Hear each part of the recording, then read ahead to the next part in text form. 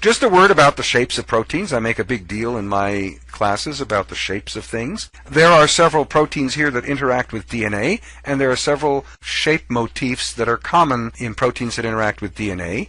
One of them is the so-called zinc finger protein. This is a protein that is associated with zinc ions, peppered as it were throughout the protein. And then there are these helical regions that project from the protein into the major groove of the DNA.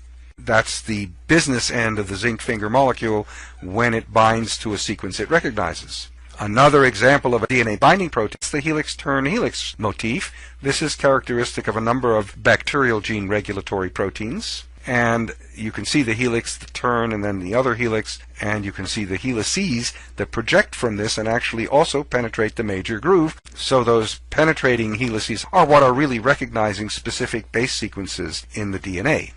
And the last that I want to show you is what's called the leucine zipper protein. The leucine zipper itself is a way of holding two separate proteins in a dimer together. Leucine is a hydrophobic amino acid, and if you have a regularly spaced bunch of leucines on two strands, they will tend to come together like a zipper. And the part of the protein that is extending from either half of the zipper, again, are helices that penetrate the major groove and are responsible for binding specific DNA sequences.